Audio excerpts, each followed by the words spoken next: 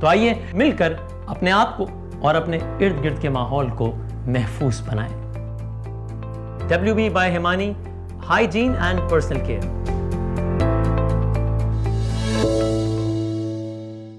ये बाजी खून की बाजी है, ये बाजी तुम ही हारोगे। तुम कितने भुट्टो मारोगे, हर घर से भुट्टो निकलेगा। जिए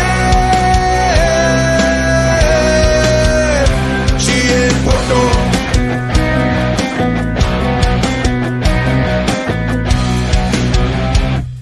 जी तो अस्सलाम वालेकुम ख़वातीन और हज़रात, आज हमारे साथ मौजूद हैं पीपल्स पार्टी की जानिब से deputy information secretary central Chaudhry Munawwar Anjum साहब। अस्सलाम वालेकुम चौधरी साहब, कैसे मिजाज हैं आपके?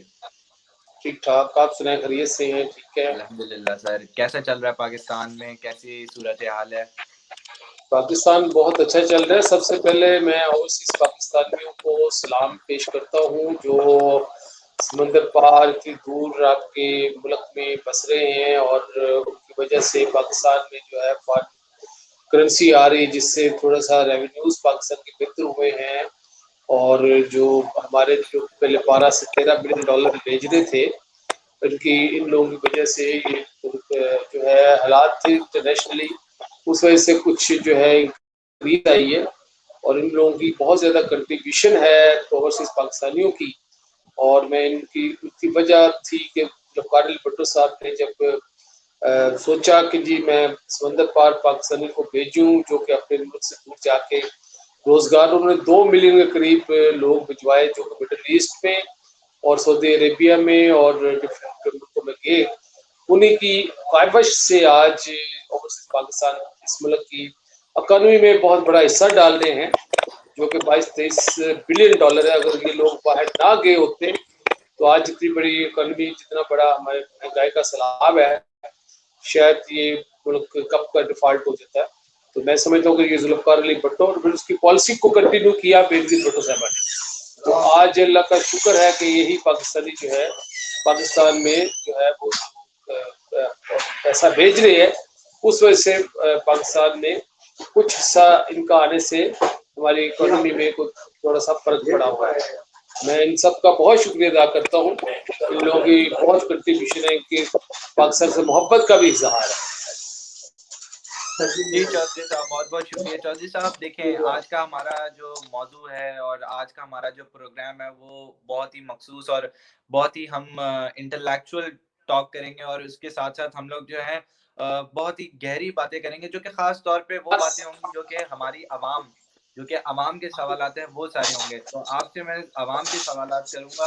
तो सबसे पहले सवाल जो आता है आवाम के दिमाग में, और ख़ास तौर पे जब पीपल्स पार्टी का नाम आता है और सर आपका नाम आता है और साथ में दीगर पीपल्स पार्टी से ताल्लुक़ रखने वाले लोगों का नाम आता है, तो लोगों के दिमाग में एक सवाल सबसे पहले आता है ना, तो वो सवाल मैं आपसे पूछना चाहूँगा कि चौधरी साहब ये बताएँ कि क्या वजह है कि पीपल्स पार्टी जो कि एक कौमी लेवल की पार्टी थी, वो अब सूबे की हद तक महदूद होकर रह गई है? जी चौधरी साहब। देखिए जी, ये परसेप्शन है, ऐसी कोई बात नहीं है। पाकिस्तान पीपल्स पार्टी पहले भी नेशनल जमात थी और वो आज भी नेशनल जमात है। और आज क्योंकि आपको तो मीडिया का दौर है, तो सोची समझी साजिश के तहत ये कहा जा रहा है कि पीपल्स पार्टी एक सूबे के हद तक महदूद हो गई। मेरा आप लोगों से आपसे सवाल है कि 97 में क्यों नहीं कहा गया? 97 में तो हमारे पास पूरे पंजाब में एक सीट भी एमएनए की नहीं थी, अब तो फिर 7 सीटें हैं। क्योंकि उस वक्त भी तो मतलब है कि हमें जो है इन्होंने कॉर्नर किया और एक सीट भी नहीं थी, और आज तो हमारे पास 7 एमएनए हैं, उनके साथ एमपीए हैं। तो ये कोई मैं समझता हूँ कि ये बात मेरी तो समझ से बाहर है कि कोई ये कहे कि पीपल्स पार्टी जो है वो सिद्ध तक महदूद हो गई है। पीपल्स पार्टी के साथ हमेशा से जब पीपल्स पार्टी पावर में आती है और पीपल्स पार्टी को कॉर्नर करने के लिए कुछ फोर्सेस ऐसी हैं जो पीपल्स पार्टी को कॉर्नर करने की कोशिश करती है। बहरहाल मैं आज आप इलेक्शन करवाए, पीपल्स पार्टी दोबारा पंजाब में भी जीतेगी। और आपने देखा कि 97 में जब एक सीट नहीं थी, तो 2002 में आमृत के दौर में सबसे ज्यादा सीटें जो थी वो हमारी थी, और वोट बैंक भी हमारा ज्यादा था। हम 72 मिलियन के करीब हमारा वोट बैंक था, और जो परवेज मुशर्रफ के हामियों को मिला था वो 66.8 मिलियन मिला था। सो वोट हमारा ज्यादा था, सीटें वो लेके, और एक सीट से उन्होंने अपना प्राइम मिनिस्टर ऑफ पाकिस्तान बनाया था। सो अगर वो हमारे पेट्रोल ना बनता तो ये जो लोग हैं मुशर्रफ और काफ लीग अपना PM prime minister of Pakistan नहीं बना सकती थी। सो पीपल्स पार्टी जो है जब भी उसे मौका मिला है, हाँ ये जरूर मैं कहता हूँ कि कभी कभार पीपल्स पार्टी के साथ कुछ के कारकुन थोड़े से नाराज हो जाते हैं और वोट वो नहीं डालते वो, लेकिन उनका वोट बैंक जो हमेशा इंटैक्ट रहा है। और पीपल्स पार्टी का जो है वो इंटैक्ट वोट था। जब 2002 के इलेक्शन की हिस्ट्री आपके सामने, फिर 2008 की हिस्ट्री भी आपके सामने कि 2008 में हम मरकज में हमने हुकूमत बनाई, लेकिन हमारा 2008 की पॉलिसी में ये था कि हमने तमाम जमातों को ऑन बोर्ड करना है, वरना कोई हमारे लिए इतना बड़ा मुश्किल काम नहीं था कि पंजाब की हुकूमत को चेंज करना। या अगर हम लोग वैसा प्ले करते जो पहले माजी में होता रहा कि एक दूसरे के साथ के जी उनके एमएनए तोड़ो, उसके एमपीए तोड़ो और अपने हुकूमत बना लो, लेकिन हमने ऐसा नहीं किया। हमने मौका फराहम किया अपना नवाज शरीफ साहब को कि वो अपनी हुकूमत बनाना चाहते हैं, क्योंकि ये मसाक़ित जमहूरियत में तय हो चुका था कि जो जहां जीत कराएगा, एक सीट भी जीत के आएगा, उसको हुकूमत बनाने का मौका मिलेगा और वो हुकूमत बनाएगा। तो इसलिए कि पंजाब में अपना जो है वो नून जीती थी, तो 2008 में नून की हुकूमत बनी। मरकज में हम जीते थे, सीटें हमारी ज्यादा थी, तो मरकज में हमने हुकूमत बनाई। तो केपीके में कोलिशन बनी, बलोचिस्तान में कोलिशन बनी। तो it's a part of life. और अभी भी मैं आपको आइंदा भी आप देखिएगा कि पीपल्स पार्टी जो है वो सुबह में तो जीतेगी इंशाल्लाह। नेशनल पार्टी होने की सूरत में वो पंजाब और केपीके और बलोचिस्तान में भी सीटें लेके जाएगी। तो सर अभी आपने जिस तरह डिस्कस किया कि वोटर्स पीपल्स पार्टी के ज्यादा हैं, और पहले आपने पास्ट को रिलेट किया अभी से प्रेजेंट से, जो कि एक नॉन कॉमन सी बात है। तो खैर जो आपने अभी बात की कि पीपल्स पार्टी के वोटर्स ज्यादा हैं, तो सर इस बार ही क्या हुआ, मतलब जो पिछले इलेक्शन हुए हैं उसके अंदर पीपल्स पार्टी फिर क्यों नहीं जीती? मतलब बनते फिर हमारे जरदारी साहब या बिलावल भुट्टो साहब वो प्राइम मिनिस्टर क्यों नहीं बने पाकिस्तान के? क्या वजूहत थी, उसके पीछे क्या रीजन थी? जी, जैसे मैंने पहले कहा है कि हमने जो सिलेक्टेड वजीर आजम को, फिर हमने सेलेक्ट वजीर आजम को एक्सेप्ट नहीं किया था। हमने तो जमहूरियत को कंटिन्यूटी के लिए हमने कंप्रोमाइज किया था। हमने तो पहले दिन कहा था कि बस वैसे रिगिंग हुई है, और वो रिगिंग जो है वो आप लोगों ने देखा है और बाकायदा इंटरनेशनल कम्युनिटी ने भी कहा।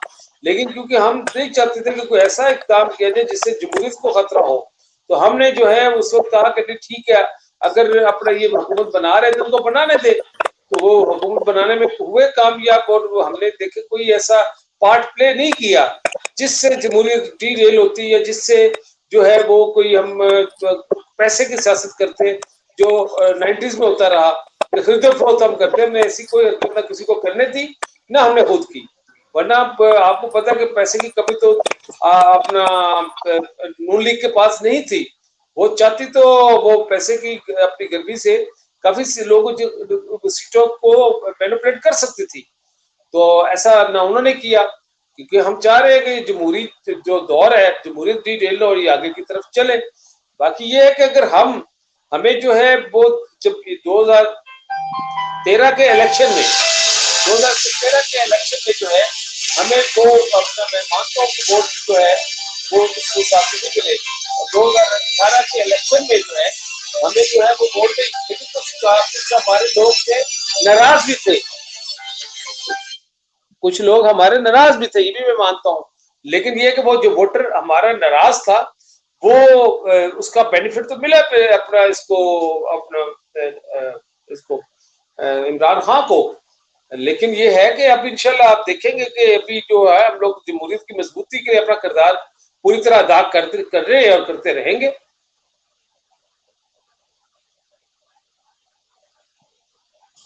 जय साहब, आपने जो है पिछली हुकूमत एक्सेप्ट की नहीं की, अभी जो हुकूमत वक्त चल रही है उनको आप लोगों ने एक्सेप्ट किया नहीं किया, वो एक अलग बात है। मैं बस आपसे ये पूछना चाहूंगा कि ये जो कारकर्दगी इस वक्त हुकूमत वक्त कर रही है, इसके बारे में आप क्या कहना पसंद करेंगे कि मतलब आखिर क्या, मतलब आपने डिफरेंस फील किया भुट्टो के दौर में? भुट्टो का दौर तो चले बहुत पुराना दौर था ना, अभी रिसेंट जो पिछली हुकूमतें आई हैं उनके कंपैरिजन में आपने क्या डिफरेंस फील किया आज की प्रेजेंट हुकूमत के साथ? देखिए जी, बात ये है कि पाकिस्तान पीपल्स पार्टी एक नजरियाती जमात है। Number one, Pakistan Peoples Party जो है एक कौमी जमात है, इसमें भी कोई शक नहीं है। पाकिस्तान पीपल्स पार्टी जब भी इक़्तिदार में है, वो जुल्फ़िकार अली भुट्टो साहब का दौर हो, वो बेनज़ीर भुट्टो साहबा का दौर हो, वो आसफ अली जरदारी साहब और यूसुफ रज़ा गिलानी साहब का दौर हो, वो जो है उसने हमेशा वो काम किए हैं जो कि कौमी अमूर के काम है। अब दो तरीके होते हैं, या आप लोगों को सड़कें बनाकर पुल बनाकर आप दिखा दें, लेकिन बेसिस जो है उससे कमजोर हो जाती है। हम बरसर इक़्तिदार जब भी आए हैं, अब भुट्टो साहब के दौर में आपने देखा कि हमने तमाम कौमी अमूर के काम हमने किए, हमने 70 का आयन दिया, हमने जो है ना भुट्टो साहब के दौर में जेनरिक नेम दिए, हमने गरीबों की गुर्बत खत्म करने के लिए उस वक्त नेशनलाइजेशन की पॉलिसी उस वक्त उसकी अहम तरीन जरूरत थी, लेकिन वो सब नेशनलाइजेशन की पॉलिसी हमने दी, हमने लेबर पॉलिसी दी, हमने हेल्थ पॉलिसी दी, हमने यूनिवर्सिटियां बनाई, यूनिवर्सिटी को जाल बिछाया, हॉस्पिटल्स हमने बनाए, हेल्थ सेक्टर में हमने बहुत ज्यादा तरक्की की, बीबी की एटमी तवानाई दी। बीबी की हुकूमत आई तो सबने कहा, हमने अपने अफवाज पाकिस्तान को मजबूत करने के लिए बीबी की हुकूमत आई, इस सब ने कहा कि जनाब हमारे पास अगर मजाइल टेक्नोलॉजी नहीं है तो हमारे लिए एटम बम हमारे लिए किसी काम का नहीं है। तो मोहतरमा बेनज़ीर भुट्टो ने मजाइल टेक्नोलॉजी ली और कोरिया के साथ हमने सुपर पावर को नाराज करके हमने जो है ना वो मजाइल टेक्नोलॉजी भी लेकर आई। आज हम फख्र के साथ अपने दुश्मन के सामने खड़े होते हैं। बात सिंपल ये है कि हम कौमी अमूर के काम करते रहे। यही वजह है कि जब हमारी दोबारा हुकूमत आई है तो हमने अपना NFC वार्ड पे काम किया, हमारी दोबारा हुकूमत आई तो हमने अपना 18वीं तरमीम पे काम किया, हमारी दोबारा हुकूमत आई असलाहत की हमने, और हम हमेशा मुल्क को मजबूत करने के लिए काम करते हैं। उस वजह से शायद माजरत मैं आपकी बात काट रहा हूँ चौधरी साहब, ये सारी बातें थी जियाउल हक बोल रहा हूँ, माजरत भुट्टो साहब के दौर की, सही है, जुल्फ़िकार अली भुट्टो साहब के दौर की। मैं चाह रहा हूँ कि जो करंट सिचुएशन हमारी पिछली गुजरी है जरदारी साहब के दौर की, तो मैं चाह रहा हूँ कि जरदारी साहब के दौर के हवाले से अगर आप रिलेट करें आज के दौर को, मतलब जो आज करंट हमारी हुकूमत है उसको, तो आपको क्या डिफरेंस फील हुआ जरदारी साहब के दौर में और आज की हुकूमत में, आज के दौर में जो आज की हुकूमत चल रही है? आज के दौर की सुन ले, आज के दौर की ये है कि 2 साल हुकूमत में 5 IG तब्दील हो गए हैं। आज की पंजाब के आज की हुकूमत में ये है कि आप 2 साल दौर में जो है वो अपने 3 से 4 चीफ सेक्रेटरी चेंज हो गए हैं। आज के दौर में ये है कि करप्शन का बाजार गर्म है। आज के दौर की बात करें तो आज उन्होंने देखा कि जो दवाइयों में कमीशन बना के लोग अरबों में कमा के बाहर चले जाते हैं। आज के दौर में जो है वो अपने चीनी स्कैंडल आता है तो लोग चीनी की करप्शन बनाते हैं, 55 रुपए की चीनी किलो होती है, इनका दौर आता है तो वो जो है 105 रुपए में भी नहीं मिलती। आटा जो है वो है 850 रुपए का मिलता है और इनका दौर पे जो है वो आपको 1450 का आटा मिलता है। आज के दौर में जो सब्जियों की कीमत है वो 100% से ऊपर क्रॉस कर जाती है। आज के दौर में जो गरीब है गरीब तर होता जा रहा है, अमीर जो है अमीर तर होता जा रहा है। आज के दौर में लुट्टो और फुट्टो की पॉलिसी चल रही है कि लोग आते हैं और नॉन इलेक्टेड लोगों को मशीर बना दिया जाता है, नॉन इलेक्टेड लोगों को डिफरेंट जगह का आप बना देते हैं अपना वो चेयरमैन। सो उन्होंने क्या करना है वो देखते हैं, वो पैसा लगाया होता है उन्होंने इमरान खान के हुकूमत पर और इमरान साहब के लाने पर, अब वो अपना पैसा बना के प्रॉफिट समेत बाहर जा रहे हैं। गैस की प्राइसेस को देख लें, बिजली की प्राइसेस को देख लें, सर्कुलर डेट्स को देख लें, आप इकोनॉमी की हालत को देख लें। डॉलर जो है 110 रुपए का इनको मिलता है और 187 रुपए चले जाता है। वो कहते हैं जी हम एक्सपोर्ट बढ़ाएंगे। डॉलर डी वैल्यू जब पाक की डी वैल्यू की जाती है तो इसका मतलब ये होता है कि आपकी एक्सपोर्ट बढ़ेगी, तो एक्सपोर्ट तो कोई नहीं बढ़ती, एक्सपोर्ट तो आप वही के वही खड़े हैं, तो फिर डी वैल्यू क्यों किया? तो फिर तो एक्सपोर्ट बढ़नी चाहिए थी। स्टॉक एक्सचेंज जो है 53,000 रुपए दी जाती है, वो 32,000 रुपए आ जाती है। बात ये है कि इन लोगों के की जो पॉलिसी है ये बुरी तरह नाकाम हो चुके हैं लोग, इनको हुकूमत चलानी नहीं आती। वो कहते हैं कि मैं ईमानदार हूं, भाई आप अकेले ईमानदार होंगे हमें नहीं पता, लेकिन नीचे सारे के सारे आपने करप्ट लोग लगाए हुए हैं। अब आप कहते हैं कि जी वो अपना इमरान खान तो ईमानदार, भी कहां से ईमानदार है? आज 2 चीजें उसके पास है, एक शौकत खानम है वो उससे छीन लिया जाए, फिर अरबों रुपए अलीमा खान के पास कैसे आ गए? ये खुद कहते हैं जनाब हमारे पास दवाइयों के पैसे नहीं थे, इसलिए हमने अपनी माँ के लिए हॉस्पिटल बनाया। ये कहते हैं जी हमारे पास अपना खाने के लिए पैसे नहीं थे, इसलिए हमने डोनेशन इकट्ठी की। भाई अगर ये सब कुछ है तो फिर अरबों रुपए आपकी बहनों के, आपके अजीजों के अकाउंटों में कहां से आ गए? उसका साथ दे। ऑपोजिशन को कॉर्नर करने के लिए उनको नैब ले आती है। जब लीमा खान का केस आता है तो उनको जो है ना वो एनआरओ दे दिया जाता है। जब अपना तरीन का केस आता है तो उसको एनआरओ दे दिया जाता है। जब अपना बाकी लोग जो इनके साथ बैठते हैं वो सारे के सारे जो है वो उनको एनआरओ। अब इनकी ख्वाहिश है कि अपोजिशन जमातें हमसे एनआरओ मांगे। मैं समझता हूँ कि अपोजिशन जमातें से एनआरओ नहीं मांगेगी, इसलिए वो चाहते हैं कि अपोजिशन एनआरओ मांगे, हम अपने लोगों को एनआरओ दे सके, बाकी लोगों को दे सके जिनके करप्ट लोग हुकूमतों में बैठे हुए हैं। ये कहाँ का आप देख ले, आप खुद सर्वे कर ले कि लोगों की हालत जार क्या बन रही है। लोगों के पास भूख से मर रहे हैं, लोग खुदकुशियां कर रहे हैं, लोग जो है वो पानी का उनके पास फैसिलिटी नहीं है, हेल्थ की फैसिलिटी नहीं है। 2 साल तो थोड़े नहीं होते। 2 साल में कोई एक काम बता दे ये अपने तरीके साहब वाले जो इन्होंने किया हो, जो कि कौमी अमूर का हो या कोई पाकिस्तान की तरक्की के लिए काम किया हो, कोई अफवाज को मजबूत करने के लिए काम किया हो, कोई इन्होंने अपने जमहूरियत को मजबूत करने के लिए काम किया हो, इन्होंने प्राइसेस को कम करने के लिए वो काम किया हो, कोई एक काम मुझे बता दे। चौधरी साहब मैं आपकी सारी बातों से मुत्तफिक हूँ। चौधरी साहब आपने डिस्कशन की करप्शन की और बाकी सारी चीजों की भी, माशाल्लाह से सारी चीजों से मैं आपकी मुत्तफिक हूँ। लेकिन सर अगर देखा जाए तो करप्शन और मनी लॉन्ड्रिंग और ऐसी सारी चीजें तो जरदारी साहब के भी दौर में होती रही हैं, तो आपने सारा कुछ आज के दौर का डिस्कस कर दिया, पिछला तो हमने काउंट ही नहीं किया सर। देखें जी, बात सिंपल ये है कि जरदारी साहब के दौर में तो सब कुछ जो है अपना कोई करप्शन देखो केस कोई नैब में देखे, एक सियासी आदमी मुझे बता दे कि सियासी कहती हमारे दौर में रहा हो, कोई एक है बता दे। लेकिन इनके दौर में सारे के सारे इन्होंने अपना पोलिटिकल मोटिवेटेड केसेस बनाए हुए हैं, कोई एक साबित नहीं है। आपको पता है कि पहले भी जब अपना आई थी अमरीत, उसने भी 17 केसेस अपने बनाए थे इनके खिलाफ, अपना जरदारी साहब के खिलाफ। एक केस साबित नहीं हो सका, सब में बाजित रहा हुए। अभी भी ये क्या कर रहे हैं, अभी आज का आप वाकया सुन ले। आज के वाकया ये है कि इन्होंने जो अपना वो गाड़ी जो है 98 में तोहफे में मिली थी अपना मियां नवाज शरीफ साहब को सऊदी अरेबिया से। उन्होंने कहा कि जी हमें जो है वो गाड़ी जो है वो होता ही है कि जो बंदा, आपको भी पता है कि 3 साल या 4 साल बाद जो गाड़ी जिसके इस्तेमाल में होती है वो गाड़ी उसी को बुक वैल्यू पे दे दी जाती है। 30% डेप्रिसिएशन जो है गाड़ी के 3 साल बाद उसकी बुक वैल्यू 10% भी नहीं रहती। अब जो है वो जरदारी साहब को सिर्फ इसलिए इन्वॉल्व किया गया कि जरदारी साहब ने वो गाड़ी जो है वो वज़ीर आज़म साहब से कहा कि यार जो इस्तेमाल करता रहा है पॉलिसी बनी कि गाड़ी उसको दे दी जाए।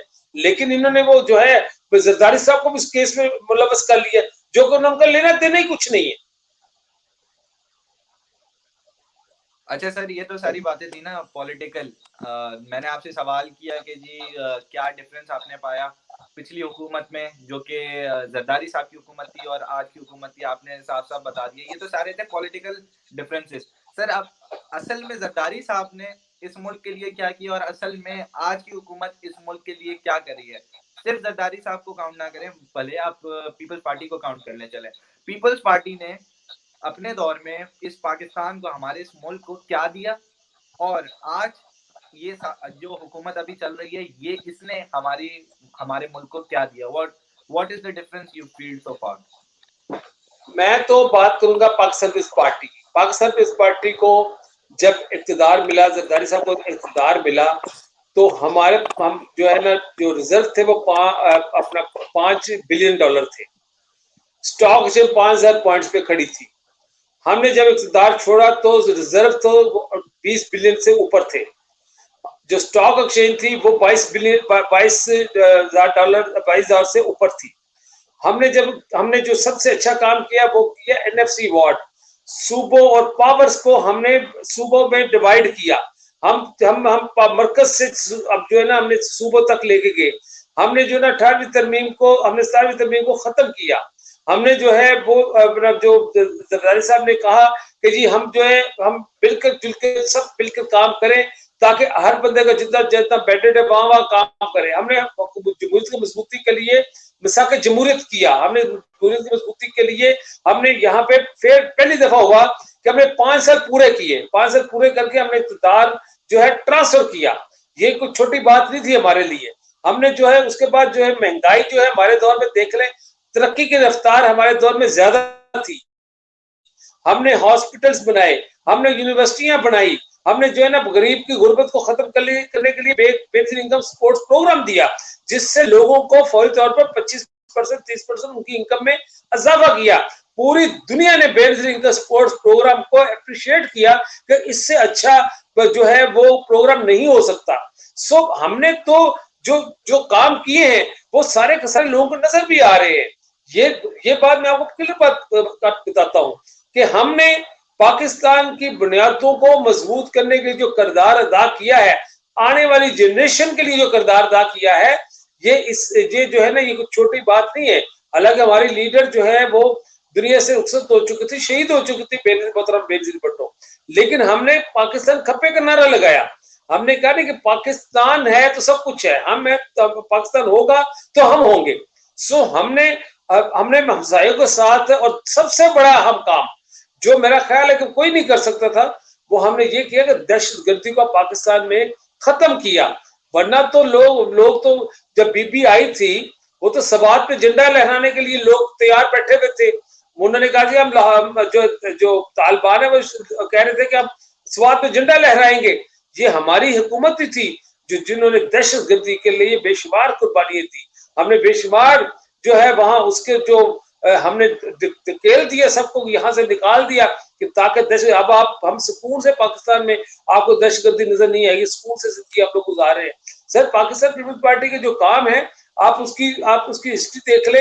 आपने जो अच्छे हमारे काम है ना वो आपके लोग कहते हैं कि जी आज कंपैरिजन जब किया जाता है तो ये कहा जाता है कि पीपल्स पार्टी का दौर बड़ा अच्छा दौर था। मैं नहीं कहता कि शायद आइडियल दौर नहीं था, मैं कहता हूँ हो सकता है महंगाई उस वक्त भी हुई हो, लेकिन हम लोग कम से कम दहशतगर्दी की बवाल से उससे बच के बाहर आ गए।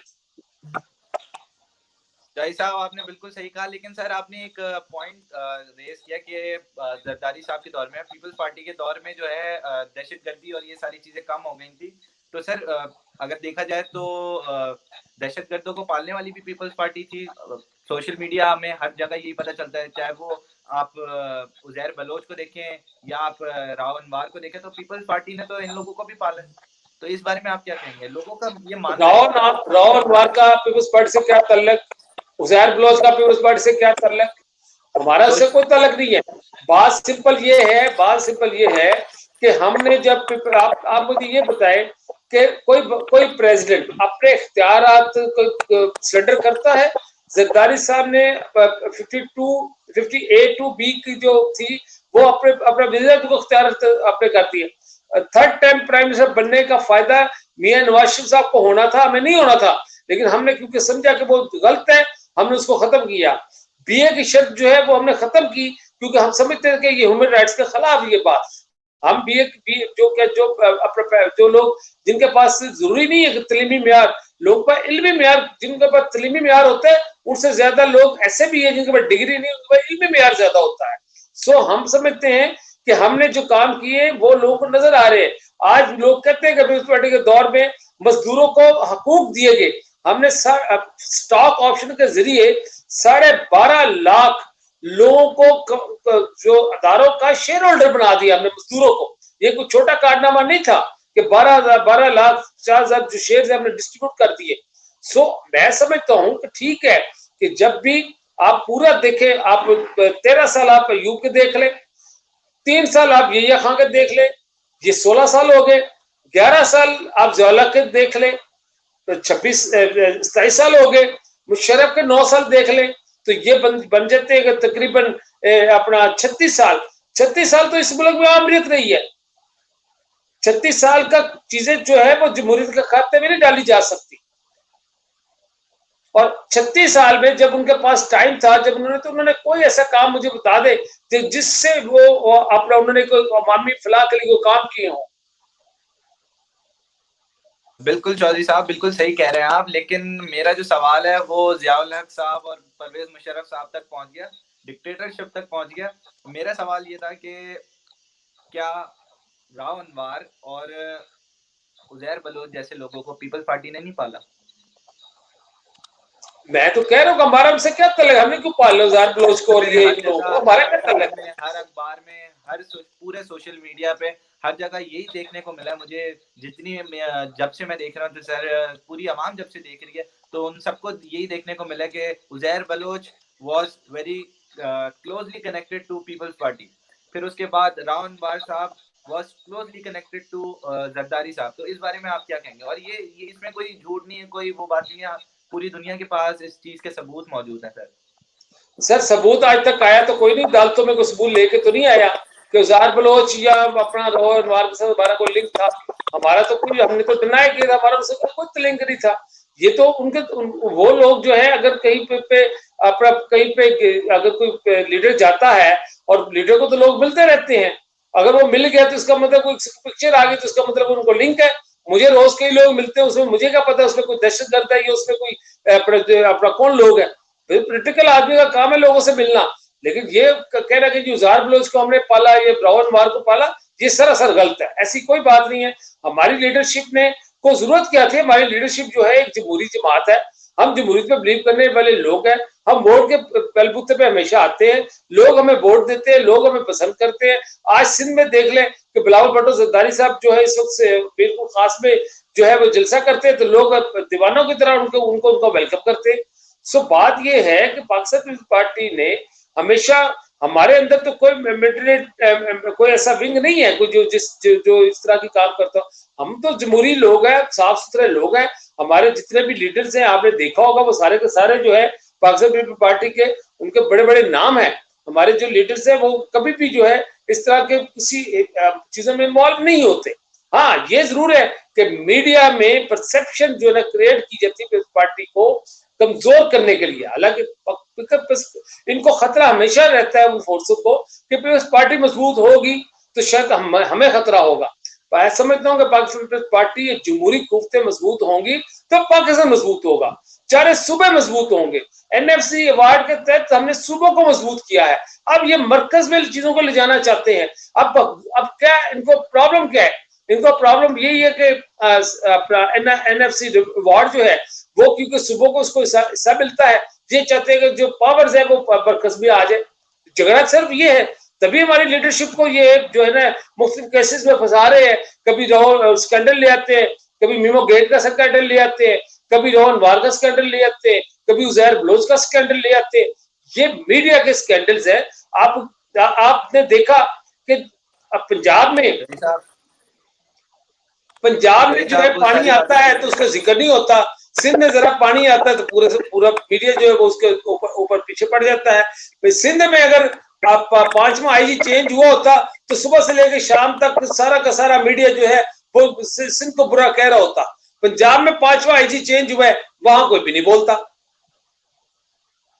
चलें जॉय साहब, आपने अगर सिंध का जिक्र कर ही दिया तो मैं सिंध से रिलेटेड भी आपसे सवाल पूछ रहा था। सर, जिस तरह आपने सिंध का बताया कि सिंध के लिए कोई कुछ नहीं बोलता, तो सर सूबे सिंध में आपकी माशाल्लाह से 35 सालों से मुतवातिर हुकूमत चली आ रही है, मगर कुछ इसके कि सूबे सिंध को डेमोक्रेसी के समरात मैसर होते या आते तो वो तो मुस्तकिल तनाज़री का शिकार है।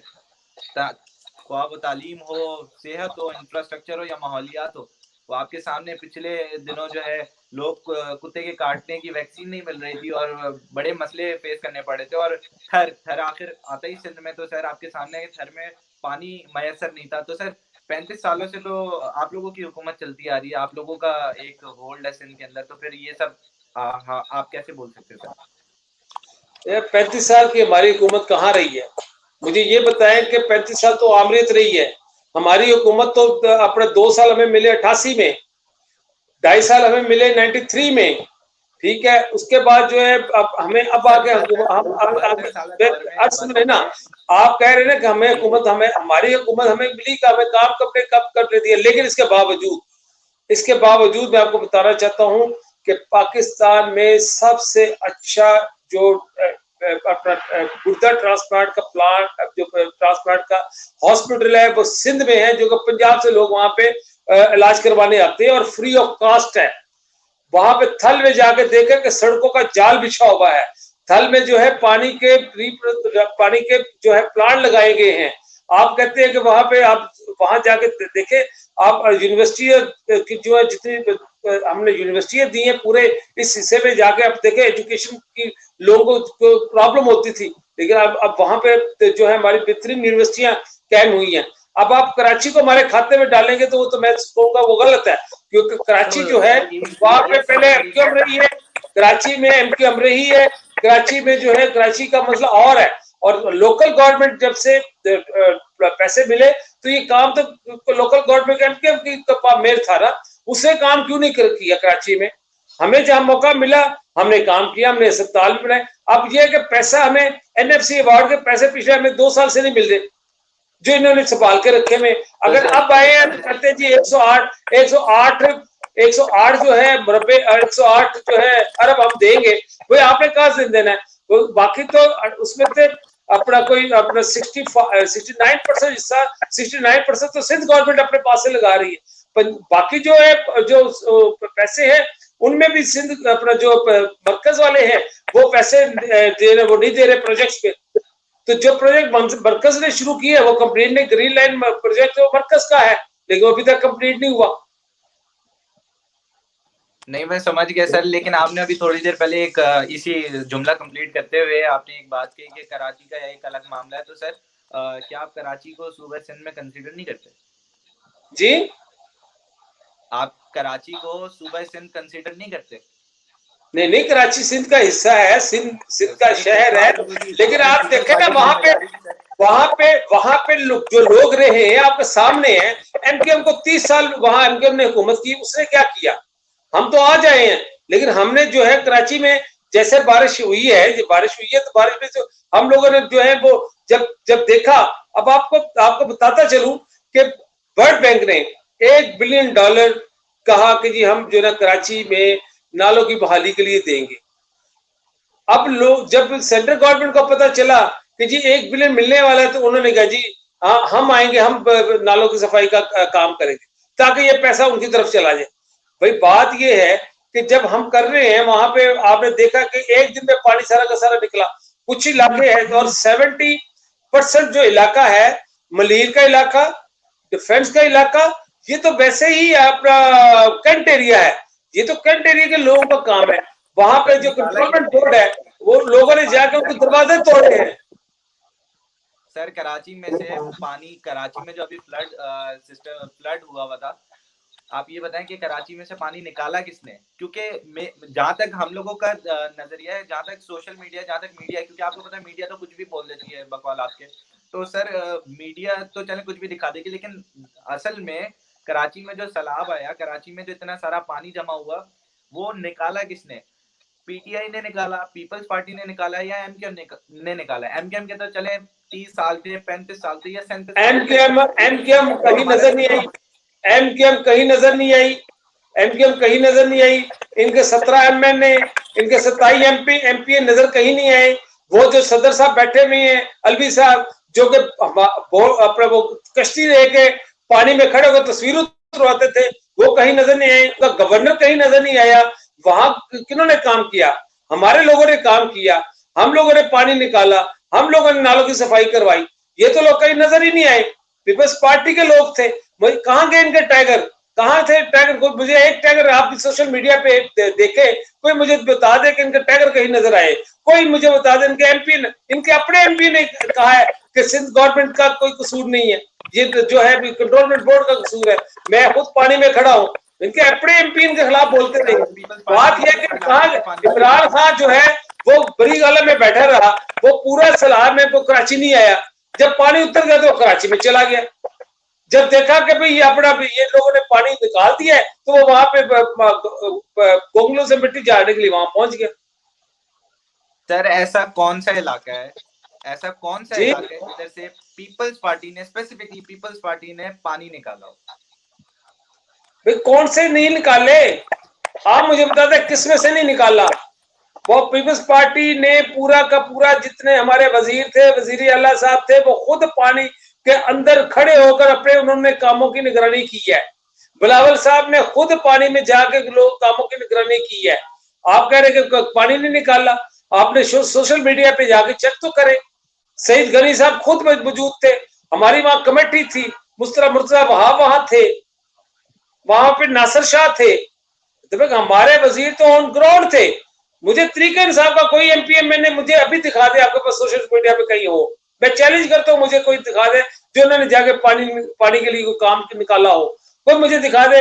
मुझे गवर्नर यहाँ सिंध में बैठा था, प्रेसिडेंट अलवी साहब बैठे हुए थे, कहाँ थे ये लोग, कहाँ थे उनके 17 एमएनए, कहाँ थे उनके 27 एमपीए, सब पीपल्स पार्टी के लोग थे। पीपल्स पार्टी क्योंकि हम समझते हैं कि जो कराची है वो वहां पे लोगों ने सफर किया है। अब आप मुझे एक बात बता दें, नालों पे गैर अपना वहां पे नालों पे क्यों इजाजत थी एमकेएम ने लोगों को घर अपना जगह लौट करके क्यों दी? जो 50 फुट का नाला था वो 5 फुट का रह गया हुआ है। वहां पे लोगों ने जो है ना अनऑथराइज्ड जो है कंस्ट्रक्शन की हुई है सारी की सारी। आपको याद होगा कि जो अपना जब गए ये अपने चीफ जस्टिस ऑफ पाकिस्तान, इन्होंने कहा था कि सारी जो है गिरा दें, हमने गिरानी शुरू की, ये लोग एहतजाज करना शुरू हो गए। बात ये है कि ये लोग, जिन लोगों ने वहां पे कसूरवार वो लोग हैं जिन लोगों ने वहां पे गैर कानूनी अलॉटमेंट्स की। जी सर, ये तो जो नाला 50 फुट था उसको 5 फुट का हो गया। अब वहां पे जब 5 फुट का नाला रह जाएगा तो मुझे ये बताया कि कहां से वो अपना वहां पे गंद कैसे निकलेगा? बिल्कुल बिल्कुल सर, बिल्कुल सर। देखें, ये बात पानी से लेके वो चाइना कटिंग तक चली गई है। मैं बेसिकली ये पूछ रहा हूँ कि सर, जिस तरह आपने अभी बताया सईद गनी साहब आए, सोशल मीडिया पे हमने देखा, पानी के अंदर उतरे, हमने देखा। इस तरह तो सर आमिर लियाकत जैसे लोग भी पानी के अंदर उतरे, आमिर लियाकत जैसे लोग भी पानी के अंदर उतरे। तो वो तो पानी के अंदर उतरना, it's not a big deal, but उस पानी को निकालना वो एक बहुत बड़ी डील थी। माजरत के साथ सर मैं इस बात से आपके इख्तिलाफ रखूंगा, क्योंकि हमने खुद अपनी आंखों से देखा, हमारे अपने लोगों ने अपनी आंखों से देखा कि जितने भी सोशल वर्कर्स थे, जिस तरह जेडी से थी, उसके अलावा जिब्रान नासिर था, उसके अलावा इलाज ट्रस्ट और इस तरह की जितने भी तंजीमें बनी हुई थी, उन सब ने मिलके इस पानी को निकाला है। इवन मैं इस बात से भी आपकी अग्री करता हूँ कि जी कंटोनमेंट बोर्ड का इशू था, कंटोनमेंट बोर्ड ने कोई उसके ऊपर कोई इकदाम नहीं लेके आया, सही है, कंटोनमेंट बोर्ड की नाअहली थी। उसके अलावा हुकूमत सिंध की नाअहली थी, हुकूमत वक्त की नाअहली थी, और सब पानी के अंदर उतर के अपनी अपनी सेल्फियां बना रहे थे। सर ये बात एक तरफ। अब हम आते हैं दूसरे सवाल की तरफ। सर बहुत कॉमन सवाल है, बहुत ही कॉमन सा, बहुत ही मुख्तसर सा और मासूमाना सा। क्या वजह है कि जब भी पंजाब के मजीद प्रोविंस बनने की बात आती है तो पीपी का मौक़िफ़ अलग होता है, और जब भी सिंध के मजीद प्रोविंस बनने की बात आती है तो आपकी हुकूमत, आपकी पीपल्स पार्टी का जो है मौक़िफ़ 90 डिग्री के उससे मौक़िफ़ बदल जाता है। नहीं, हमने जब कोई कभी मौक़िफ़ नहीं बदला। पंजाब का मसला जो है वो आपके सामने है। हमने कहा कि जी अपना जो पंजाब में जो है वो साउथ को जो है वो सूबा बनाना चाहिए। हमने जो कहता था सेनेट में उसका बिल पास करवाया, ठीक है। अब रहेगी बात जो है कि मैं समझता हूँ कि पीपल्स पार्टी ने हमेशा से वही बात की है जो कौम की और मुल्क के मफाद में हो। मौक़िफ़ तो आप कहीं नहीं बदलते। मसलन आप मुझे कोई एग्जाम्पल दे के बात करें कि जी ये यहाँ पे आपने मौक़िफ़ बदल लिया, ये कहने की बातें हैं कि जी मौक़िफ़ बदल लिया, ये तो एक ब्लेम गेम है। हाँ, जो बात आपने पहले की है कि जो लोग गैर सियासी लोग हैं जिन्होंने सोशल वर्क करते हैं, बिल्कुल उन्होंने वहां पे कराची में काम किया है, हम लोग उनको अप्रिशिएट करते हैं। लेकिन बात यह है कि जो सारी जिंदगी कराची पे जिन्होंने हुकूमत की वो कहाँ थे? एमकेएम कहाँ थी? तरीके इंसाफ के लोग कहाँ थे? वो क्यों नहीं नजर आए? हाँ, आप कहे कि जी हमने अब जो जैसे ही एक दिन बारिश हुई है, हाँ एक बात नहीं सुनो कि कराची में, सिंध में इस दफा जो बारिशों का रिकॉर्ड टूटा है वो 100 साल के बाद टूटा है। 100 साल जो है के बाद इतनी आफत आई है। आफत तो कहीं पे भी आ सकती है। तो जय साहब, कराची के हवाले से बात हो रही थी, तो सर आपके ख्याल में कराची का मसला असल में है क्या? जब कराची से फायदा लेना होता है तो तमाम जमातें इसको ओन कर रही होती हैं, और एक साथ टैंक से लेकर गटर के ढकने चेंज करके एमएनए बन जाते हैं, और जब इस शहर पर कोई सुल्तानी आफत आती है तो तमाम लोग जो हैं वो ब्लेम गेम कर रहे होते हैं, या कोई कराची को ओन ही नहीं करता। आखिर कराची का मसला है क्या इस पे? सर कराची का मसला जो है आपके सामने है। कराची में जो है बाकायदा तौर पर अपना अमृत ने जिस तरह से उसमें बोया हुआ था वो तो उनको काटना पड़ेगा ना लोगों को। वहां पे क्या होता था, वहां पे हम लोगों ने ऑपरेशन किया था, नसीरुल्लाह बाबर ने हमारे दौर में ऑपरेशन करके तो वो उसको कोशिश की थी खत्म करने की। आपको पता है कि वहां पे मामला तो काफी सीरियस थे, लेकिन फिर भी पीपल्स पार्टी की हुकूमत ने आके उन मामला को काफी अच्छे तरीके से हैंडल किया। हम लोग उनको मजबूर किया कि नहीं आप जो है वो वहां पे अमन पैदा करें। हमने वहां पे लोग जो थे जो इन चीजों में इन्वॉल्व थे, हमने वहां से उनको जो है गिरफ्तार किया। पीपल्स पार्टी के खिलाफ क्यों हुए ये लोग?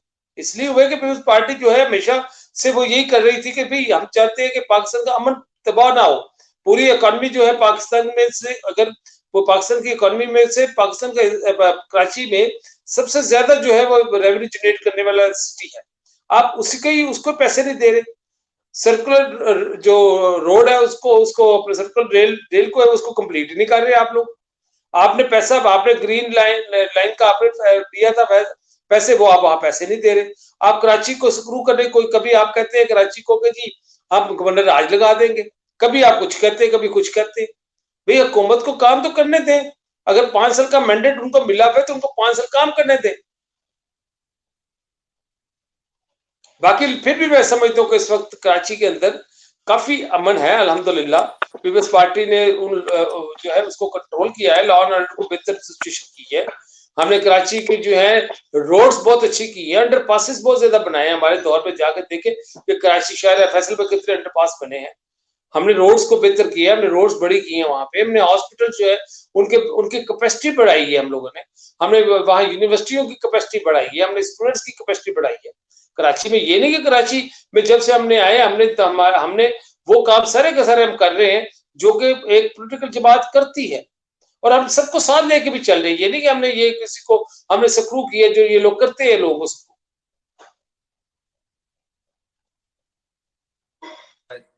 जय साहब, आपने बताया कि आपकी पीपल्स पार्टी की हुकूमत ने बहुत सारे फायदे दिए कराची को, जिसमें यूनिवर्सिटी थी, जिसमें रोड्स थे, अंडर पासिस थे। सर, यूनिवर्सिटी पीपल्स पार्टी ने बनाई, सही है। पिछले दिनों आगे के जी टैक्स एवेशन में जो है वो मुलविस थी, तो जितने तलबा हैं वो सारे जो हैं वो डिफरेंट यूनिवर्सिटी में जाए, उनके लिए एक प्रॉब्लम आया। फिर उसके अलावा जो है रोड्स बने, रोड्स का इंफ्रास्ट्रक्चर इतना कोई कह सकते हैं कि खराब था कि जिसकी बेसिस की वजह से इतने मसले मसाइल हम लोगों को फेस करने पड़े कराची की आवाम को।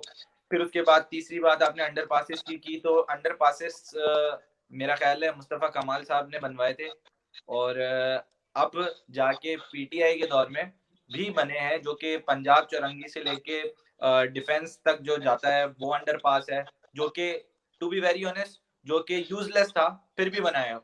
तो आपका क्या ख्याल है, कराची के लिए ये सारी चीजें नाइंसाफी के बराबर नहीं है? मुनव्वर सोहरावर्दी अंडरपास किसने बनाया है? फौजिया वहाब अंडरपास किसने बनाया है? रोड्स जो बड़ी की है वो किसने की है? सर वही मैं आपको बता रहा हूँ ना, तो ये सारी चीजें मतलब बनाई है, मैं ये नहीं कह रहा, इस चीज से डिसोन नहीं कर रहा कि पीपल्स पार्टी ने नहीं बनाई है, पीपल्स पार्टी ने भी बनाई है, पीटीआई ने भी बनाई है, एमकेएम ने भी बनाई है। पीटीआई ने कहां बना ली? पीटीआई ने तो कोई एक रोड बता दे जो बनाई हो, लेकिन पीटीआई की कोई एक रोड, पीटीआई ने तो पैसे नहीं दिए हमें, पीटीआई ने तो पैसे दिए नहीं।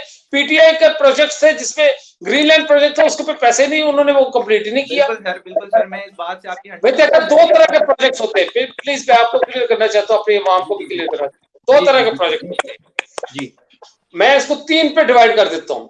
एक प्रोजेक्ट होता है जो कि लोकल गवर्नमेंट को पैसा दिया जाता है, उसे कंप्लीट कराने होते हैं, जो कि लास्ट टाइम जो हमने वसीम को दिए पैसे, उसे वो पैसा जो है वो उसने वो काम नहीं किए जो करने चाहिए थे।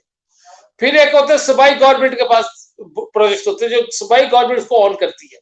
फिर होते हैं सेंट्रल गवर्नमेंट जो है ना प्रोजेक्ट्स होते हैं जो सेंट्रल गवर्नमेंट ऑन करती है, वो सेंट्रल गवर्नमेंट ने उसको कंप्लीट करने होते हैं। अब सेंट्रल गवर्नमेंट ने जो प्रोजेक्ट कंप्लीट करने थे, क्या उन्होंने कंप्लीट किए? नहीं किए। अब जो लोकल गवर्नमेंट में जो मेयर ने करने थे कंप्लीट, क्या उन्होंने किए? नहीं किए। जो एमपी और एमएनए को फंड्स मिले, जो कि सेंट्रल गवर्नमेंट ने अपने एमएनए को फंड दिए, भाई अपने इलाकों में काम कराएं, अपने इलाकों में जाकर ये रोड्स कंप्लीट करवाएं, जो कि सेंट्रल गवर्नमेंट से पैसा उनको मिला, क्या उन्होंने काम कंप्लीट किए? उनका पैसा किधर गया? नहीं किया। ये जो सूबाई गवर्नमेंट के पास फंड थे, सूबाई गवर्नमेंट जो अपने पैसों में से वो रोड्स के लिए पैसे निकालती है, जो लोकल गवर्नमेंट के जरिए पैसा इंप्लीमेंट किया जाता है, सूबाई गवर्नमेंट का पैसा जो लगता है, उसमें हम लोगों ने जो हमारे हिस्सा था वो हमें तो इन्होंने पैसे नहीं दिए। 802 अरब का प्रोजेक्ट जो है इमरान खान के आने से पहले हमने अनाउंस किए हैं, मुझे सूबाई गवर्नमेंट ने वो फंड पैसा देना है, सूबाई गवर्नमेंट ने वो कंप्लीट कराने। सो वही जो है इन्होंने आके इमरान खान ने अपने खाते में डाल के वो कहा जी 1000 के। जब ये नई नई हुकूमत आई थी, आपको याद होगा, तो इन्होंने कहा थी कराची का मसला मैंने हल कर दिया, मैं 1000 जो है ना अरब में दे रहा हूं कराची को। कहाँ है वो 1000 अरब? कहाँ दिया उन्होंने 1000 अरब?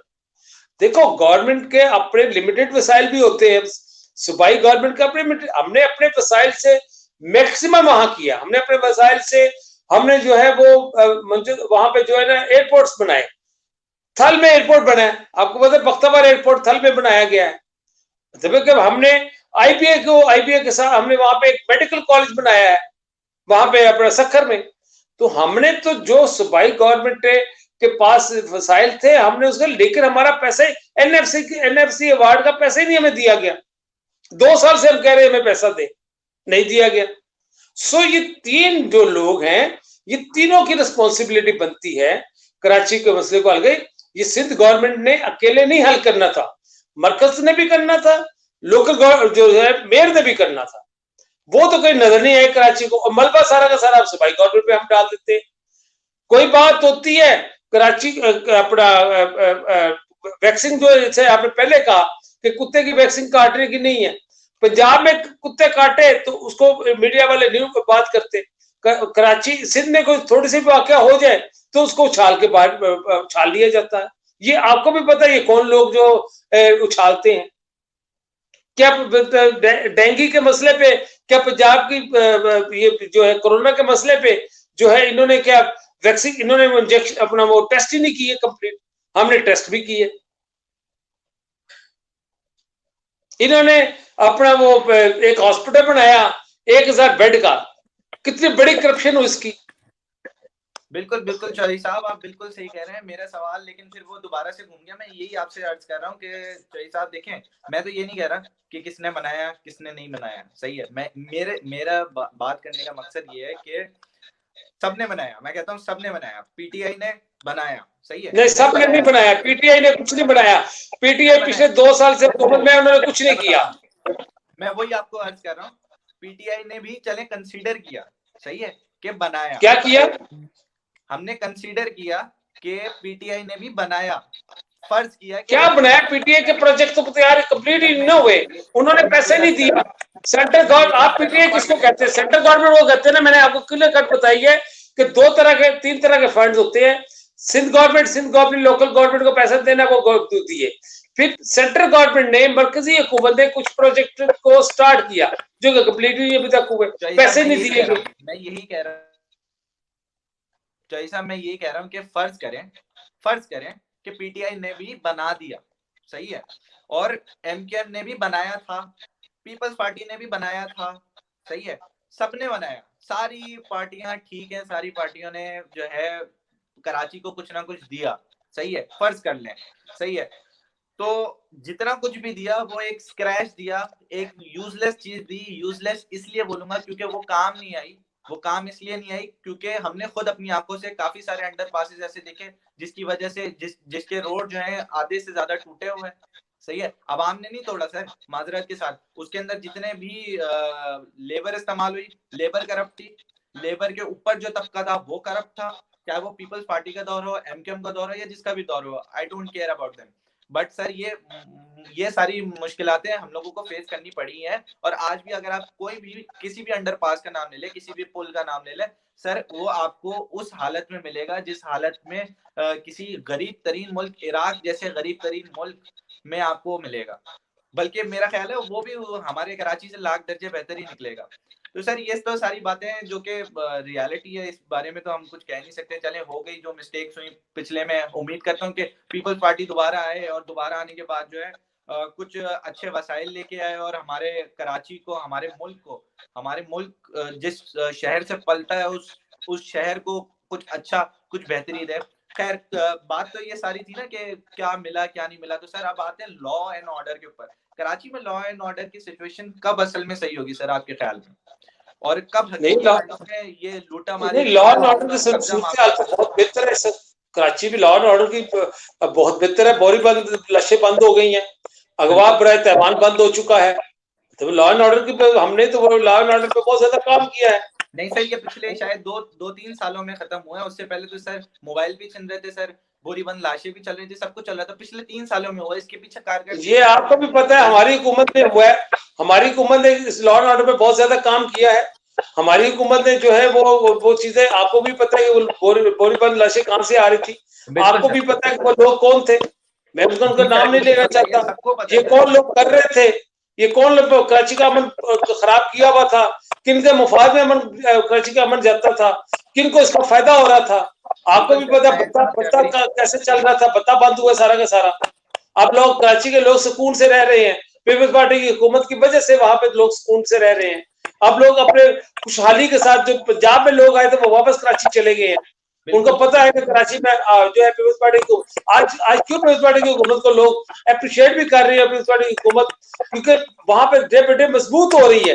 जैसे जैसे मजबूत हो रही है वैसे वैसे इसके दुश्मन उसको कमजोर करने पे लगे हुए हैं। बिल्कुल सर, ये तो है, इस बात से तो मैं एग्री करता हूँ आपकी। लेकिन आप सर ये बताएं ना कि आखिर ये लॉ एंड ऑर्डर की सिचुएशन कब सही होगी। और चले आपने कहा कि सही हो गई है, तो ये जितनी भी थोड़ी बहुत सही हुई है, एक महदूद तक जो सही हुई है, वो पिछले 2 से 3 सालों में हमने देखा है कि सही हुई है। 2 से 3 साल पहले मेरा नहीं ख्याल, या 2-3 साल पहले और 2-3 साल जो अभी चल रहे हैं, इसमें कोई जरदारी साहब का दौर नहीं था। लेकिन बहरहाल आप कह रहे हैं तो हम मान लेते हैं कि जी पीपल्स पार्टी की हुकूमत ने ये चीज लॉ एंड ऑर्डर सिचुएशन सही की है। हम इस बात को मान लेते हैं सर।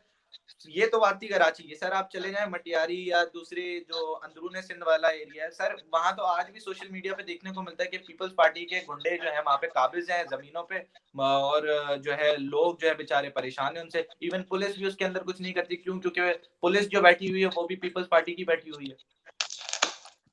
ब्लेम गेम करना चाहे तो बेशुमार ब्लेम गेम हो सकती है, लेकिन मेरे नजदीक जो मुझे पता है वो यही है, या मैं जो देखता हूँ, मैं भी सोशल मीडिया को देखता हूँ, मैं भी चीजों को देखता हूँ।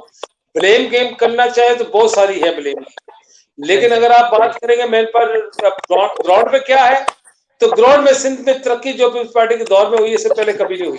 आप मेरे साथ आ जाए, आप पाकिस्तान आए, मैं आपको दूर सिंध लेके जाता हूँ। लोग हैरान है। वहां पे पिछले दिनों में मीडिया के लोगों ने लिखा, वहां ने क्या कहता है कि जी ऐसी खूबसूरत सड़कें, मैं आपको वीडियो क्लिप्स भिजवा दूंगा, ऐसी खूबसूरत सड़कें बनी हैं कि लोग परेशान हो गए हैं कि थल जैसे एरिया में भी इतनी खूबसूरत सड़कें बन सकती हैं। आप कह रहे हैं कि जी वहां पे जो है वो लॉ एंड ऑर्डर की सूरत खराब है, वहां कब्जा ग्रुप है। मैं नहीं कहता कि वह 100% शायद कब्जा ग्रुप नहीं होगा, होगा, लेकिन ये जरूरी तो नहीं है कि वो पीपल्स पार्टी के गुंडे हों, वो जीटीए के गुंडे भी हो सकते हैं। आप उसको क्यों इग्नोर कर देते हैं? आप उसके भी गुंडे हो सकते हैं, कोई आपका ना बाकी लोगों के भी गुंडे हो सकते हैं, दूसरी जमातें भी तो वहां मौजूद हैं। बाकी ये है कि अलबत्ता मैं जरूर कहूंगा कि पाकिस्तान पीपल्स पार्टी ने आज तक ऐसी किसी फोर्स को सपोर्ट नहीं किया जिन्होंने अवाम के हक पे डाका डाला हो, जिन्होंने कोई जमीन पे कब्जा किया हो। हमारे वजीर आला जो है वहां पे इतना उन्होंने पुलिस को सख्ती से ये बात कही हुई है कि पीपल्स पार्टी का बंदा हो या कोई भी हो, आपने जो ना गरीब को सहूलतें फराम करनी है। हमने मॉडल वहां पे जो ना मॉडल जो है वो पुलिस स्टेशन बनाए हैं। हमने वहां पे ये कर दिया है कि जो वहां एफआईआर जो होगी उसके फौरी तौर पर एक्शन होगा, इमीडिएटली फोर्स एक्टिव में आएगी। हाँ, गंदी पेड़े तो हर जगह पे होती हैं, मैं नहीं कहता कि वहां पे नहीं होंगी, लेकिन मैं समझता हूं कि पीपल्स पार्टी के दौरे हुकूमत में कराची और सिंध में मैक्सिमम काम हुए, मैक्सिमम लॉ एंड ऑर्डर की सूरत को बेहतर किया गया है। वहां पे आपने देखा कि जब हमारी हुकूमत आई थी तो गंदम की कीमत 550 रुपए थी, हमने 1200 रुपए गंदम की कीमत कर दी, आज 1500 रुपए गंदम की कीमत है। लोगों में खुशहाली आई है। वहां पे हमने जो है वहां पे जो मजदूर है, किसान है और जो वहां पे हारी है, उनको हमने मजबूत किया है। हमने जो है वहां पे लोगों को जरूरी इस्लाहत का क्रेडिट किसको जाता है? तो पीपल्स पार्टी को जाता है। क्या हमने उनसे जमीनें वापस ले ली है? वो लोग वहां पे जो है वो उनको फैसिलिटेट किया हुआ है, वो लोग वहां पे वाई बिजी करके अपने लोगों का पेट पाल रहे हैं।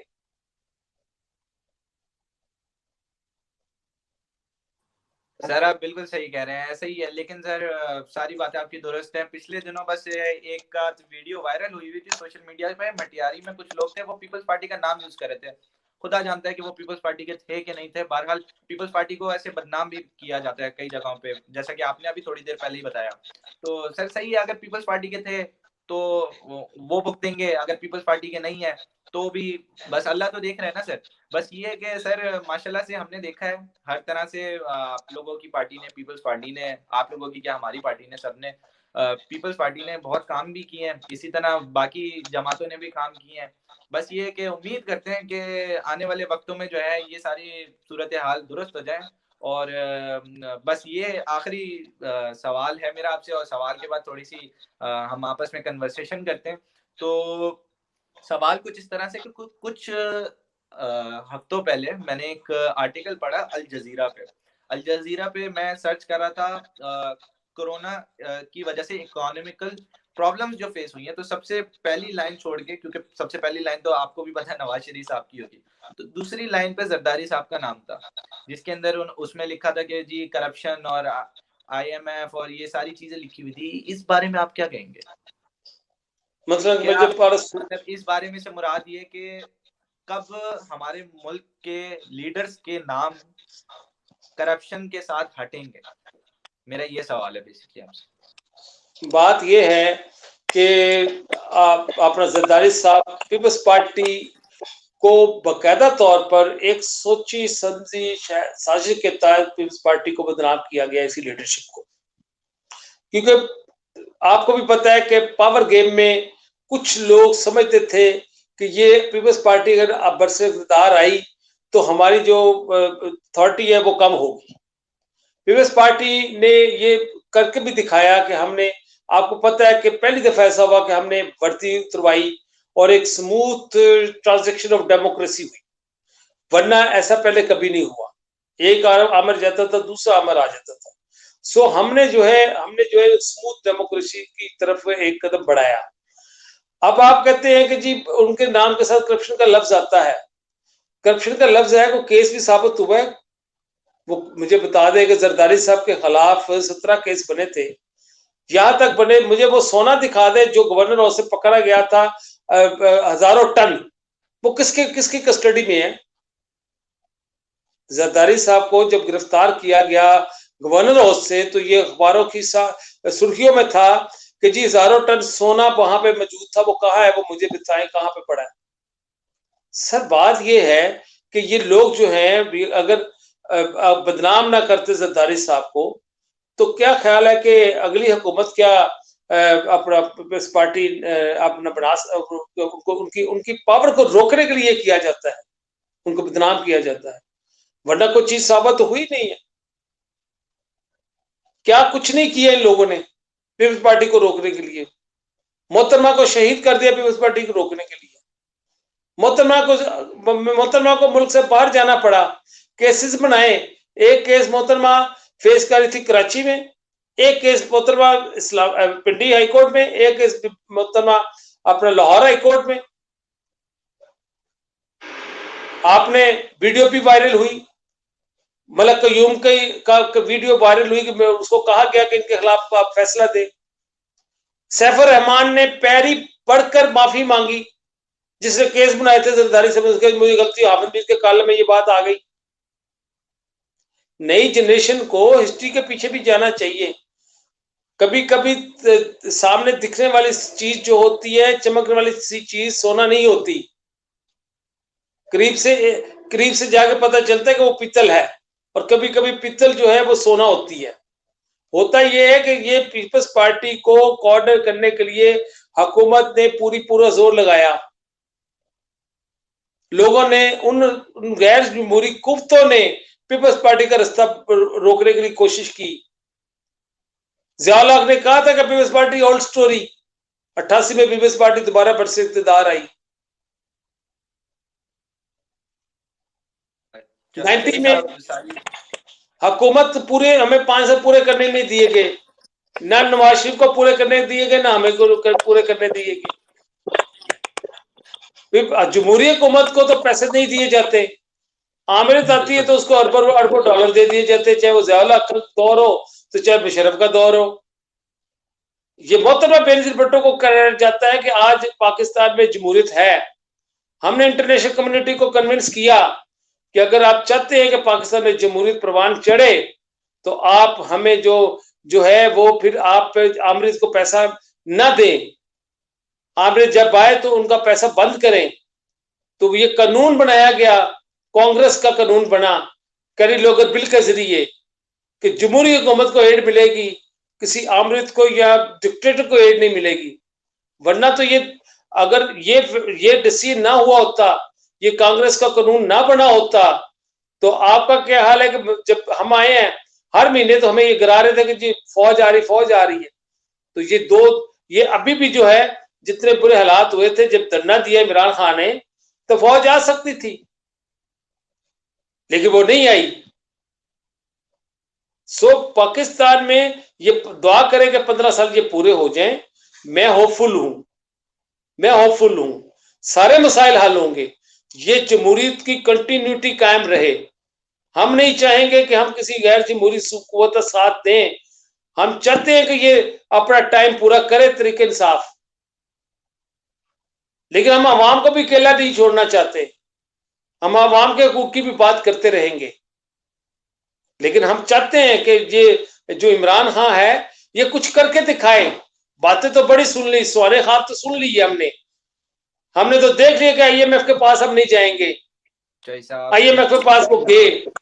हमने तो सुन लिया था कि जी मैं कशकोल तोड़ दूंगा, वो कशकोल लेके वहां गए। हमने तो कहा था कि जी इन्होंने तो कहा था कि बाहर से लोग आके यहाँ के नौकरियां मांगेंगे। लोगों ने नौकरियां क्या मांगनी, लोग भूख से मरना शुरू हो गए। हम अभी भी चाहते हैं कि अगर इमरान खान कुछ करना चाहते तो वो करे, कशकोल को तोड़े, IMF से बाहर आए, नदियां दूध की नदियां बहे, तरीके इंसाफ कुछ करके दिखाए। हेल्थ में उसने कहा था कि मैं मर जाऊंगा, मैं खुदकुशी कर लूंगा। हम तो चाहते हैं कि वो कुछ करके दिखाए आवाम के लिए, हम नहीं चाहते वो खुदकुशी करे। अगर वो जाली वजीर आजम ये एक बन के आया है तो वो कहता, हम चाहते कि चले जाली वजीर आजम सही, लेकिन कुछ करके तो दिखाए ना हमें। अवाम जो है वो गुर्बत की लकीर से नीचे जा रही है, लोग खुदकुशियां करने पे मजबूर हैं, लोगों के पास खाने के लिए पैसे नहीं है, चीनी महंगी, आटा महंगा, दाल महंगा, हर चीज महंगी है, महंगाई से महंगाई हो रही है। यहाँ पे आप तो बाहर के मुल्क में बैठे हैं ना, हम लोग यहाँ पे बैठते हैं, हम लोग को देखते हैं कि लोगों के पास बिजली के बिल देने के लिए पैसे नहीं है। वो बिजली का बिल दें या वो खाना खाएं, बिजली महंगी कर दी। पेट्रोल जो था आइडियल कंडीशन है इस वक्त, मार्केट में 40 रुपीज बैरल ऑयल है। हमारे दौर में 100 समथिंग बैरल ऑयल था, लेकिन इसके बावजूद हमने ऑयल की प्राइस को बढ़ने नहीं दिया। इनके पास तो आइडियल सिचुएशन है, ये ऑयल में ही वहां को रिलीफ दे दे। गंदम पहले एक्सपोर्ट करते हैं, फिर इंपोर्ट करते हैं। चीनी माफिया जो है इनके अपनी गोद में बैठा हुआ है, वो चीनी को जो है वो 55 रुपए से 110 रुपए पे ले जाता है। दवाइयों की पैसे जो है, दवाइयों की पैसे 4 से 5 गुना बढ़ जाती हैं, कोई पूछने वाला नहीं है।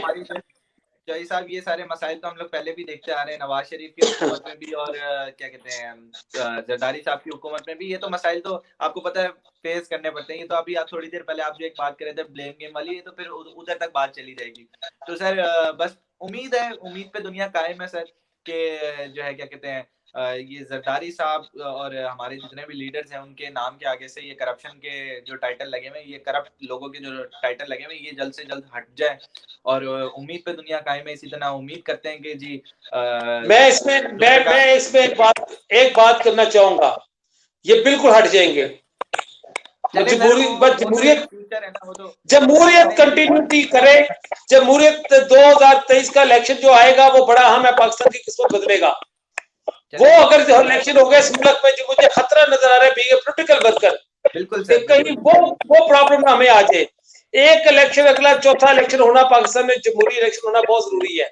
फेयर फ्री इलेक्शन का मौका मिलना चाहिए इस मुल्क को। आप बाहर बैठे हैं, मैं कहता हूँ कि आप हम चाहते हैं कि इस मुल्क में फेयर फ्री इलेक्शन आए। फेयर फ्री इलेक्शन में जो जीत गए उसको भी वोट बनाने का मौका मिलना चाहिए। फेयर फ्री इलेक्शन चाहे इमरान खान दोबारा भी आ जाए। कभी नहीं हुआ है सर, और बस उम्मीद है कि अब हमारे सामने जो है 2023 के जो इलेक्शन है वो फेयर फ्री हो। सही है, पहली बात वो जो कि कभी नहीं है, वो आप भी जानते हैं, हम भी जानते हैं सर। बस यही उम्मीद है कि सर जुल्फिकार अली भुट्टो जैसे और बेनजीर भुट्टो जैसे जो है लीडर हमारे मुल्क में आए जो कि बेहतरी करें। मुशर्रफ जैसे लीडर्स आए जो बिलावल भुट्टो इस मुल्क की आखिरी उम्मीद है। एक बाहर लीडर है बिलावल भुट्टो जरदारी, वो आखिरी उम्मीद है। मैं कहता हूँ चौधरी साहब, आप हम सब मिलके दुआ करते हैं कि और भी लीडर ऐसे पैदा हो जो हमारे मुल्क में जो है ना बेहतरी करें। सिर्फ बिलावल भुट्टो जो है वो आखिरी लीडर ना हो, और भी हमारे नौजवान जो है लीडर पैदा हुए। सर मैं चाहता हूँ कि आप दुआ करें, और हमारे नौजवानों के लिए आप कोई पैगाम छोड़ना चाहें तो सर बहुत बड़ी मेहरबानी होगी सर। बात यह है कि ये मुल्क जो है, ये इस वक्त जो है यूथ 65% से ज्यादा यूथ है इस वक्त, और नौजवानों के हाथों ही ये मुल्क जाना है। और आपने ये देखा कि शहबाज शरीफ ने कहा बिलावल साहब के कंधों पे हाथ रख के कि हमने जवान कंधों पे बोझ डालना है, आप लोगों का फ्यूचर है। हमने आपके लिए जमहूरियत के लिए मोहतरमा बेनजीर भुट्टो ने जमहूरियत की मजबूती के लिए अपनी जान कुर्बान की। हम आपको जमहूरियत दे के जाएंगे। हम चाहते हैं कि नौजवान जो आगे बढ़े, सियासत में आए। हम चाहते हैं कि नौजवान आकर इस मुल्क को संभालें, क्योंकि अगला दौर जो है वो नौजवानों का है। इस नौजवान हमारी उम्मीद है। जो नौजवानों की तरक्की पाकिस्तान की तरक्की है। नौजवानों की मजबूती जमहूरियत की मजबूती है, पशीदा है जमहूरियत नौजवानों की मजबूती में। आप लोग आगे बढ़े, आप लोगों का दौर है, आप लोगों ने आना है। आप बुजुर्ग जो है वो आप लोगों पे उम्मीद लगा के बैठे हुए हैं, क्योंकि नौजवान इस मुल्क की जो है तरक्की का राज है उन्हीं के पास। और आपने देखा कि जब भी नौजवान क़यादत मोहतरमा बेनजीर भुट्टो जब आई तो आपने देखा वो नौजवान क़यादत थी। मैं नौजवान किसको गिनता हूं?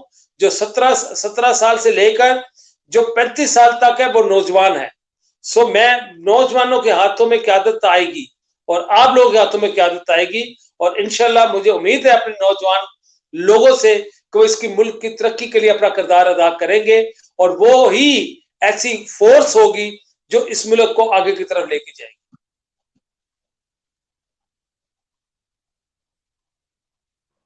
इंशाल्लाह सर, इंशाल्लाह उम्मीद करते हैं कि ऐसा ही हो।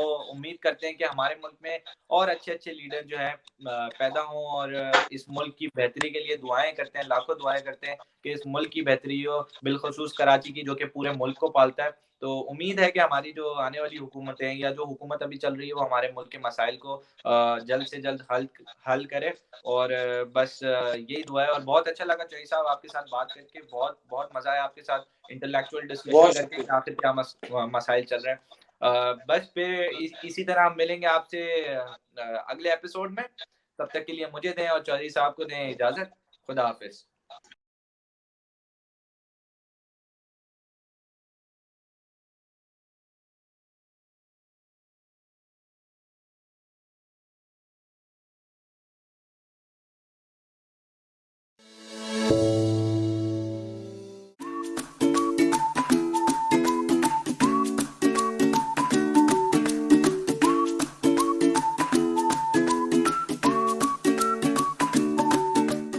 तो आइए मिलकर अपने आप को और अपने इर्द गिर्द के माहौल को महफूज बनाएं। WB by Himani, hygiene and personal care.